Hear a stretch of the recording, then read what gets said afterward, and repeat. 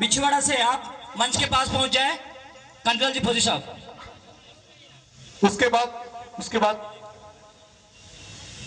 सबसे पहले उन पुरखों को नमन,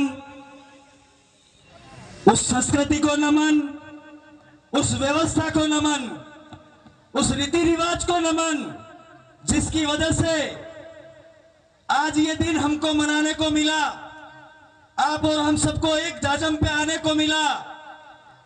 उन महान पुरखों का नमन जिसकी वजह से एक नया विचार, एक नई क्रांति आप और हमारे बीच में जगी। किसने सोचा था, कौन कहता था कि ये आदिवासी इकट्ठे नहीं हो सकते। आज ये कारवां देख लीजिए किस संख्या में, एक राष्ट्रीय त्योहार होने के बाद में भी जिला मुख्यालय पे इतने सारे लोग इस कार्यक्रम को मनाने के लिए आए। मैं इस कार्यक्रम को लेकर के उस सभी आयोजन कमेटी के सदस्यों को धन्यवाद करना चाहूंगा जिन्होंने रात दिन यहाँ रह करके इस कार्यक्रम को अंजाम दिया है।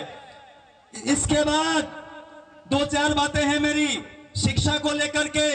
पिछले दिनों स्कूल में एक घटना हुई झालावाड़ के अंदर, जहां बच्चे मरे।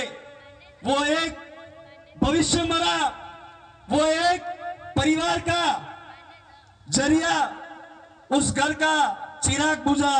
पूरे देश में लोगों ने बात करी, चर्चा करी, वीडियो डाले, इंस्टाग्राम, फेसबुक, ट्विटर, सब पे बातें हुई, लेकिन सरकार अभी भी सोई हुई है। मैं डबल इंजन सरकार से कहना चाहूंगा इस मंच के माध्यम से, अगर वाकई आप इस देश का भला चाहते हैं, इन बच्चों का भला चाहते हैं, भविष्य को सुरक्षित करना चाहते हैं, तो जितना रुपया इस टीएडी विभाग में लगा हुआ है, हम हमारे अनुसूचित क्षेत्र की बात कर रहे हैं, 1750 करोड़ रुपया टीएडी विभाग में पड़ा है। अब की बार पूरा शिक्षा पे लगा दिया जाए, ये बच्चे का भविष्य सुरक्षित हो जाएगा। उसके बाद स्वास्थ्य की बात इसलिए करना चाहूंगा, जस्ट आपके पास में बहुत बड़ा बिल्डिंग खड़ा है जहां आप बीमार होने के बाद में भर्ती होने जाते हैं। मैं जितने राजनेता हैं, चाहे वो किसी भी दल के हो, मैं इस मंच के माध्यम से कहना चाहता हूं, एक दिन ये बिल्डिंग गिर जाएगी, क्योंकि जब बरसात आती है पानी कहां से गिर रहा है वही हमको पता नहीं है। आप और हम वहां जाते हैं, हमारी भी गलतियां हैं, वहां जाकर के हम नशे की चीजें खा करके थूक देते हैं, वहां 5 मिनट खड़े रहने जैसी कंडीशन नहीं है। आप लोग बीमार होने जा रहे हैं या बीमार होकर ठीक होने जा रहे हैं वहां पे, ये जरा सोचिएगा। इस बिल्डिंग को भी जर्जर घोषित किया जाए। रोजगार की बात, सरकार आती है, जुमले देती है, प्रलोभन देती है, राशन की बात करती है, फ्री की योजनाओं की बात करती है, रोजगार की बात कब करेगी? आपके बच्चे कब तक बेरोजगार होकर के घूमते फिरेंगे इन सड़कों पर? यह सोचने का जरूरत है। सामाजिक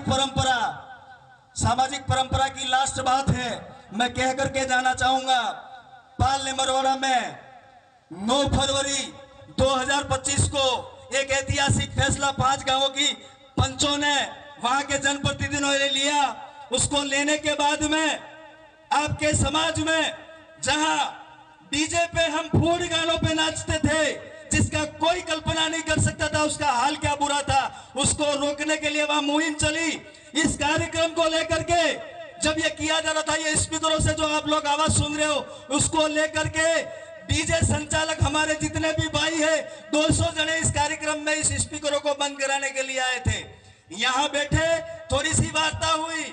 मैं इस मंच के माध्यम से कहना चाहूंगा, 200 परिवारों के चक्कर में हम 16,000 आदिवासी परिवारों को बर्बाद नहीं कर सकते हैं। आप इस मंच के माध्यम से सुन लीजिए, हमने ये वादा दिलाया कि इस कार्यक्रम के अंदर हम जितने भी नाच वाले गाने हैं उनको बंद करेंगे। आज आपके सामने सारे पारंपरिक जितने लोकगीत हैं उनको हम यहाँ प्रस्तुत कर रहे हैं। आने वाले समय में हम फिर बात करेंगे, फिर मिलेंगे, अगले मंचों पे बात करते रहेंगे। एक लास्ट बात है, जिस तरीके से आप यहाँ आए हैं उसी तरीके से शांतिपूर्ण तरीके से सब अपने घर को लौटेंगे और आने वाले समय में आप और हम मिलकर के एक नए प्रदेश, दिल प्रदेश की बात करेंगे।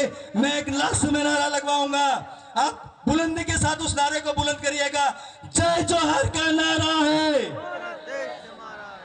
जय जोहर का नारा है।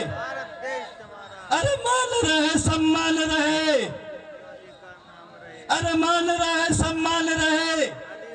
धन्यवाद। जय जोहर, जय आदिवासी। कोको दादा, साधुवाद आपका, आपने बहुत अच्छी